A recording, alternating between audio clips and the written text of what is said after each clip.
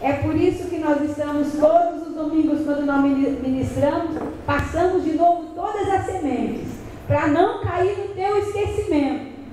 Porque, queridos, nós teremos mais 9 meses do ano. Olha aí, tá vendo? 9 meses. Quando é que nasce uma criança? 9 meses. 9 meses. Nós estaremos, nós estamos ministrando janeiro, fevereiro e vamos ministrar março. 12 menos 3? 9. Eu não tinha feito essa conta. Mais 9 meses para nascer a tua bênção. Oh, glória, eu creio e recebo. Se você crê, meu querido, coloque em prática isso que você está ouvindo. Pastor Uziel, passa aí as nossas sementes. Qual foi a primeira semente? Sai da tua tenda para ampliar a visão. O que nós temos que ampliar? Possuir aquilo que até onde a nossa vista alcança. Creia nessa palavra, meu querido. Aleluia. Creia nessa palavra. Essa palavra não é da pastora Dolores, essa palavra é de Deus para a tua vida. É de Deus para a tua vida. Para ver o que ninguém está vendo. Tem gente, queridos, que só está vendo crise, desemprego.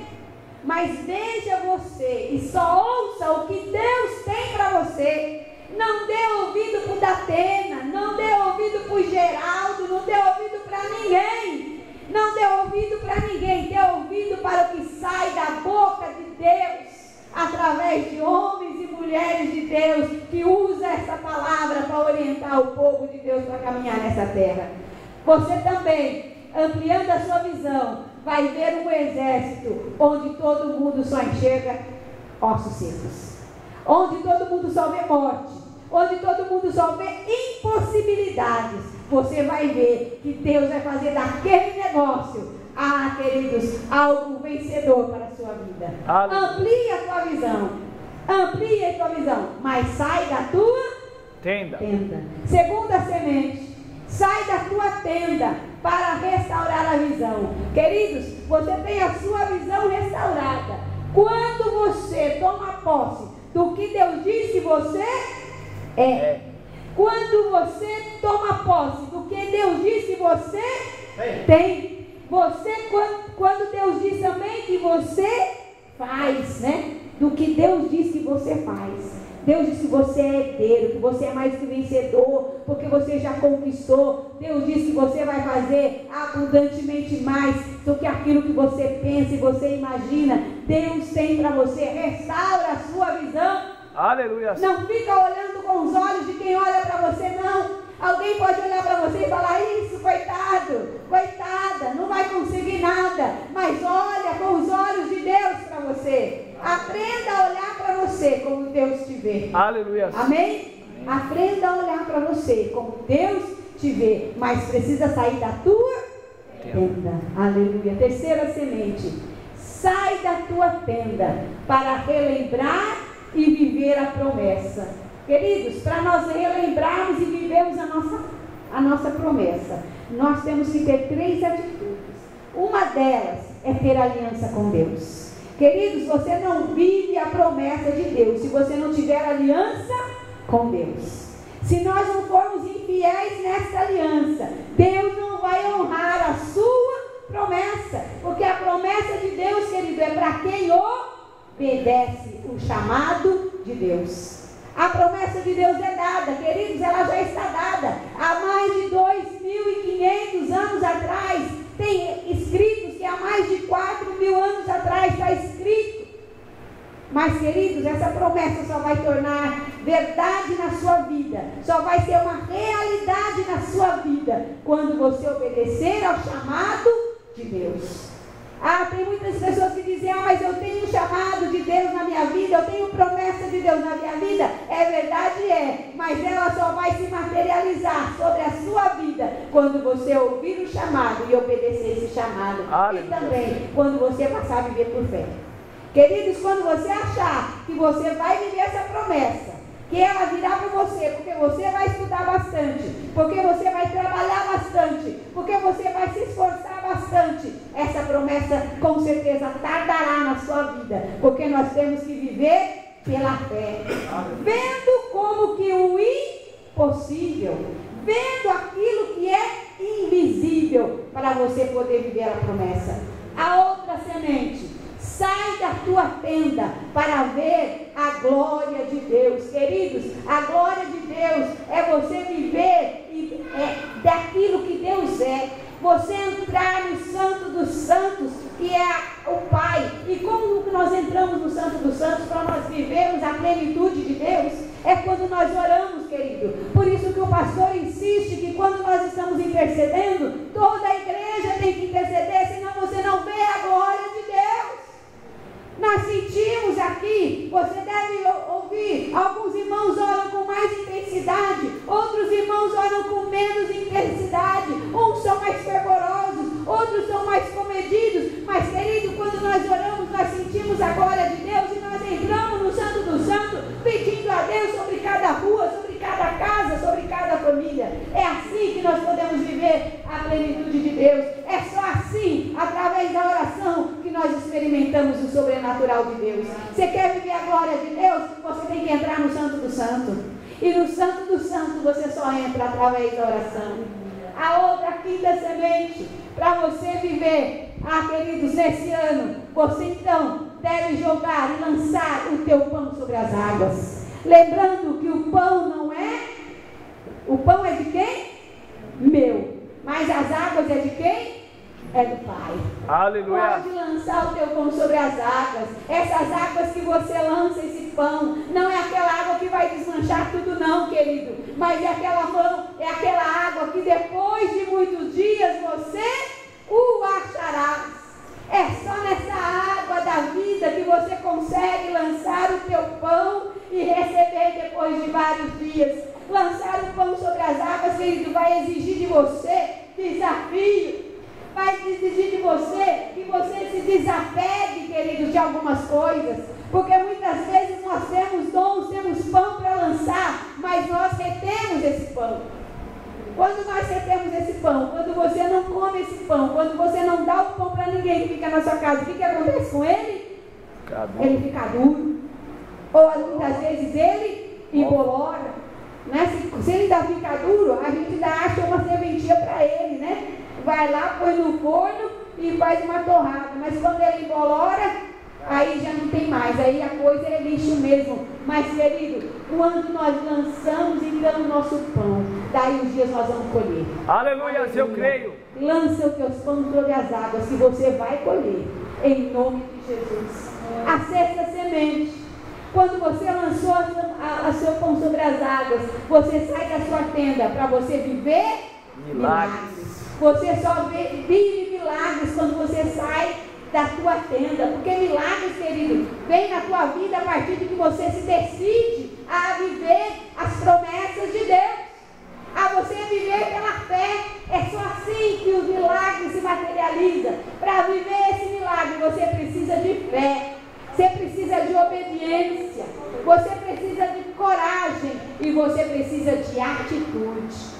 Você não vive milagre sem atitude. Queridos, para você viver o milagre de Deus na sua vida, você tem que ir. Sai da tua tenda, sai do meio da tua parentela e vai para uma terra que eu te mostrarei. Atitudes. Ainda temos a sétima semente. A sétima semente, aí nós já estamos mudando. Nós já saímos da nossa tenda. Já temos a semente, já estamos agindo. Já tivemos uma atitude. Agora Deus fala, olha, tá vendo? Quando você lança o teu pão sobre as águas, quando você vive milagre, quando você vive a minha glória, quando você amplia a tua visão, quando você restaura a sua visão, agora larga a tua tenda. Porque a minha bênção sobre a tua vida vai ser de tal maneira que virá crescimento e virá expansão. Aleluia. Sobre a sua casa. Aleluia. E você então vai ser obrigado a largar a sua tenda. Aleluia. A sua tenda não é só a tenda da sua casa, dos seus negócios, do seu trabalho, do seu estudo, da sua saúde, da sua família, mas a sua tenda espiritual também será largada, meu querido. Aleluia. Você tem que também assumir compromisso com Deus e viver o sobrenatural de Deus na sua vida. Também tem isso. Crescimento e expansão no reino de Deus e para a sua vida. Nós ministramos sobre foi a 7ª semente. E a 8ª semente? A 8ª semente, não está aí? Pode lançar. 8ª semente pode lançar. Alargar suas estacas. Alargar suas estacas, querido, precisa de 3 coisas. Precisa ter um projeto. Precisa ter recursos. E precisa ter pessoas. Nenhum projeto consegue ir adiante se não tiver quem execute e se também não tiver recursos. E essa noite é isso que Deus vai ministrar ao nosso coração. Para a nossa vida, tudo que nós falamos aqui no mundo espiritual, queridos, ela tem aplicação na nossa vida material, na nossa vida secular, naquilo que nós devemos fazer. Então vamos ler aqui e vamos meditar Isaías 54, Isaías capítulo 54 e o versículo 2 e 3, que diz assim: amplia o lugar da tua tenda e as cortinas das tuas habitações se estendam. Não impeças, alonga as tuas cordas e firma bem as tuas estacas, porque transbordarás a mão direita e a esquerda, e a tua posteridade possuirá as nações, e fará que sejam habitadas as cidades assoladas. Queridos, vamos ler Neemias, capítulo 2. Neemias, capítulo 2, e dos versos 1 a 11.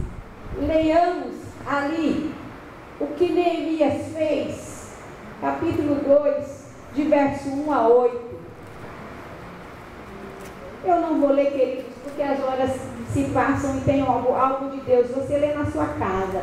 Aqui é quando Neemias está então em frente lá ao rei Artaxerxes, está triste porque ele sabe que os muros de Jerusalém estão derrubados, e então ele pede ao rei que o Senhor permite, que o rei lá permite que ele vá reconstruir aquele muro. E aqui nós vemos que ele pede autorização do rei, e ele pede também, e o rei dá a ele também recursos para que ele possa fazer. Também nós vamos meditar em consonância com isso, em Juízes, capítulo 7, de 1 a 7. Também não vamos ler, para que nós possamos ministrar, mas você guarda isso e leia na sua casa, que é quando Deus chama Gideão para lutar contra os midianitas e os amalequitas. Serão essas duas passagens em consonância com alargar a tenda, que exige projeto, recursos e pessoas, que nós vamos estar ministrando nessa noite. Esse contexto de Isaías 54, queridos, o povo estava voltando do exílio, estava ali uma situação bem difícil.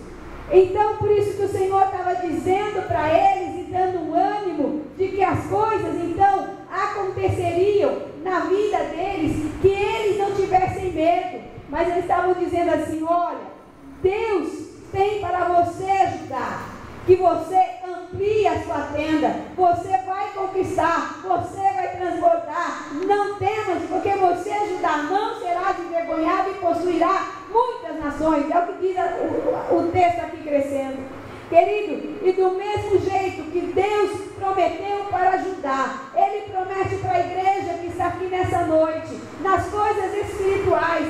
Deus pede e vai nos dizer como nós alargamos as nossas tendas, como nós estendemos aqui as cortinas da nossa habitação, como nós alongamos as nossas cordas e firmamos bem as estacas. Mas, querido, o que nós temos que lembrar é que quando nós fazemos a obra de Deus, Deus vai cuidando da nossa vida pessoal. Aleluia! Queridos, quando nós cuidamos da obra do Senhor, Deus vai zelando pelos nossos. E quando nós estamos cansados, a palavra de Deus diz que enquanto nós dormimos, Deus está trabalhando por nós. Aleluia! Você crê nisso, querido? Eu creio. Então, Glória a Deus. Enquanto você dorme, Deus trabalha por você. Aleluia! Então, queridos, nós temos que ter com Deus uma figura, uma pessoa, um ser, um todo-poderoso que vai fazer realizar todas essas coisas na nossa vida. Nós vemos então que Deus está prometendo para aquele povo um crescimento, querido. Mas aqui nós estamos dizendo assim: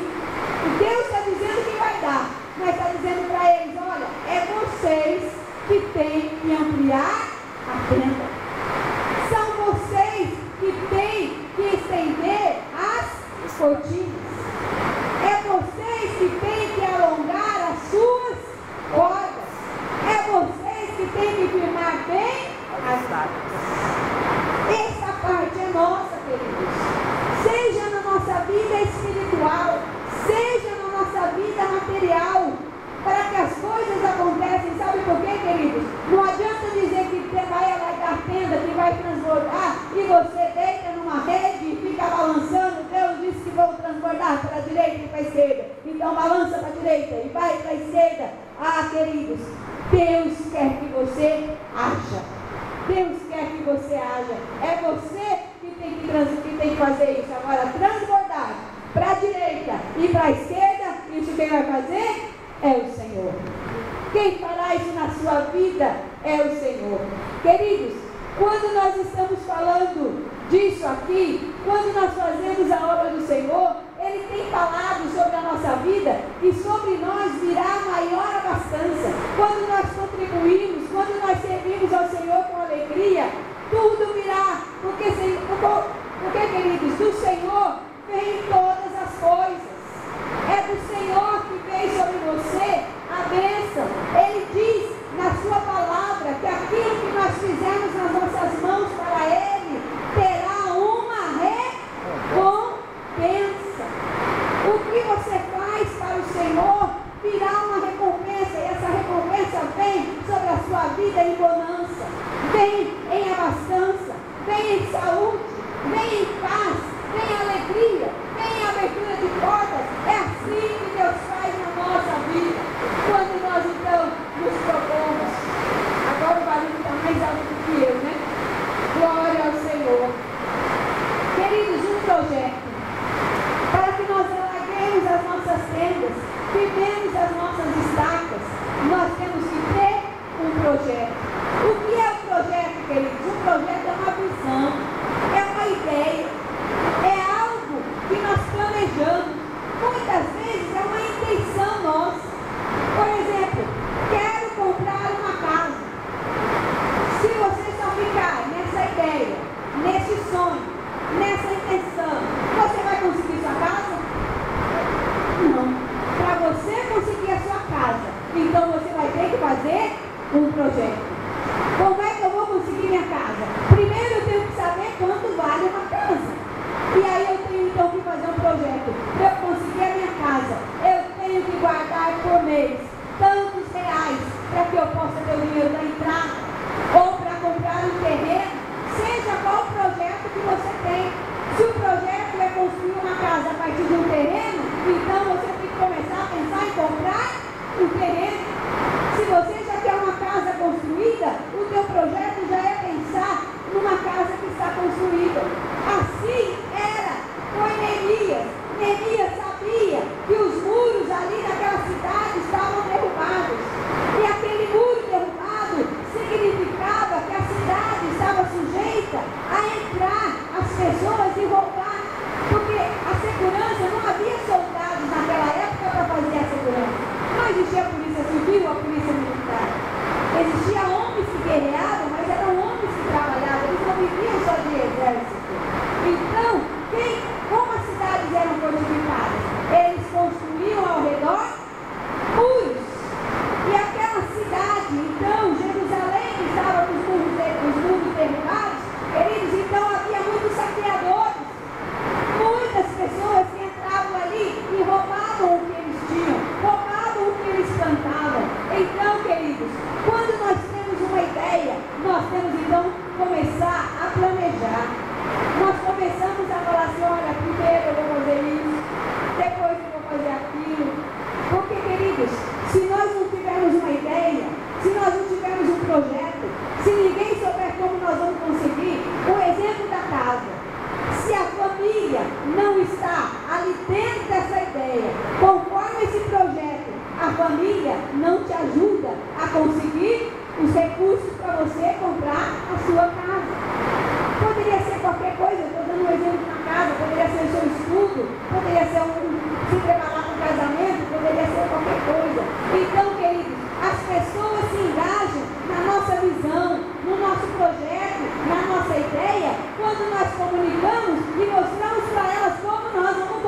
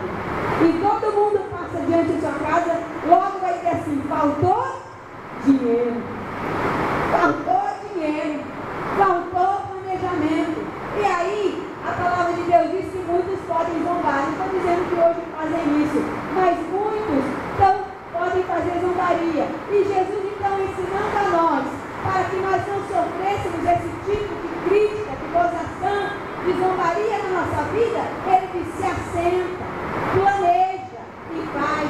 Isso é para todos os negócios da nossa vida, queridos. Assim também é para a igreja do Senhor. Nós temos projetos na igreja do Senhor. Nós temos também ali dizendo o que nós queremos, onde nós queremos chegar. Né? Os irmãos escutam várias vezes nós falando de crescimento, nós falamos de jornal, nós falamos de rádio, de televisão, de CD, de ampliar o lugar físico. Os irmãos podem falar, são todos sonhadores, mas é um projeto. E esse projeto, queridos, vai 20, vai 30 anos, mas Deus vai realizar. Aleluia! Deus vai realizar, queridos. Eu creio. Porque tem um povo que está comprado com esse projeto. Esse povo que está sentado aqui, olha, está comprado nesse projeto. O projeto de levar a obra do Senhor. Não é o nome, como o pastor falou, não é o nome do ministério, mas é a obra do Senhor, que por acaso está localizado e tem um CNPJ, mas é a obra do Senhor. É a obra do Senhor, querido. Pode ter o nome que quiser. Mas, queridos, quando então nós vemos lá em Neemias, capítulo 2 e o verso 5, Neemias capítulo 2 e verso 5, nós vemos que ali Neemias deixa bem claro o propósito, porque ele vai fazer isso. Neemias capítulo 2, verso 5, diz assim: ele disse ao rei: se é do agrado do rei, e se o teu servo é aceito na tua presença, peço-te que me envies ajudar a cidade dos sepulcros de meu pai, para que eu a edifique. Veja que Neemias, querido, não pediu só para ver como estavam as coisas, não. Não foi para isso que ele entrou diante do rei, orou a Deus do céu, pedindo palavras para que falasse aquele rei quando indagou porque ele estava muito triste. Não, ele tinha um objetivo: eu quero ir para lá, para edificar os muros. Ele tinha um propósito. Mas, queridos, quando nós lemos no capítulo 7, no versículo 7 e 8, diz assim: disse mais ao rei: se ao rei parece bem, dê-se-me cartas para os governadores da além do rio, para que me deem passagem até que chegue a Judá. Como também uma carta para Asaf, guarda do jardim do rei, para que me dê madeira para cobrir as portas do pátio da casa, para o muro da cidade e para a casa em que eu houver de entrar. E o rei as deu, segundo a boa mão de Deus. Aleluia! Queridos, quando nós temos um projeto, quando nós sabemos, nós podemos pedir os recursos, que Deus move corações. Aleluia!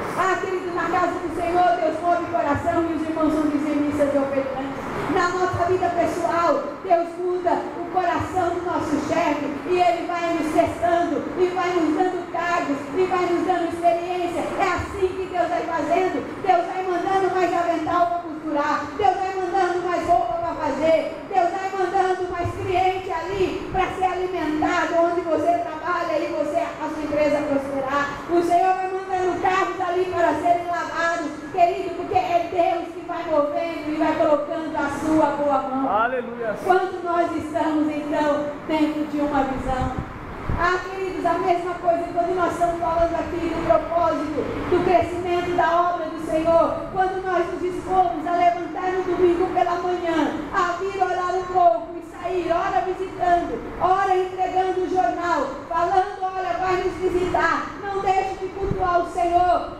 dando ânimo para alguém. Queridos, nós sabemos aonde nós queremos chegar e qual é a edificação que nós estamos construindo. Você pode fazer parte desse edifício, você pode fazer parte deste povo. Queridos, se nós lermos ainda aqui em Neemias capítulo 2, nós vemos aqui ainda que Neemias, ele convocou o povo para ajudar. Ele convocou o povo e aquele povo então se uniu a ele para levar e levantar aquele muro. Queridos, então o que nós estamos querendo dizer? Que num projeto nós precisamos de pessoas. Nós precisamos de pessoas. Vou dar um exemplo que é mais fácil aqui. O exemplo da irmã Andréa Alves. Ela tem um lava-jato. Mas ela conseguiria lavar tantos carros como ela lava se fosse ela e o marido lavando? Conseguiria? Se ela ter que ir lá correr para receber o pagamento, secar, lavar, jogar água, ela precisa de pessoas que estejam ali ajudando. O projeto foi o Lava, vamos abrir um Lava, mas ela precisou de dinheiro também, mas a gente chega lá depois, de recursos. Não é só dinheiro, os recursos, mas precisou e precisa de gente para estar ali na brecha com ela, lavando, cuidando, fazendo bem feito, para que o cliente volte novamente ali naquele lugar. Queridos, nós precisamos então de cooperadores para fazer a obra do Senhor. Não é diferente. Não é diferente, queridos. Muitas vezes alguém pode dizer: como eu gostaria de congregar numa igreja cheia, numa igreja que tivesse tantas coisas. Então comece a fazer como o nosso Deus faz e manda. Aleluia. Mas Ele não faz sozinho. Os anjos, diz a palavra de Deus, que desejariam pregar esse evangelho, mas o Senhor Deus disse assim: não, lá tem homens para fazer esse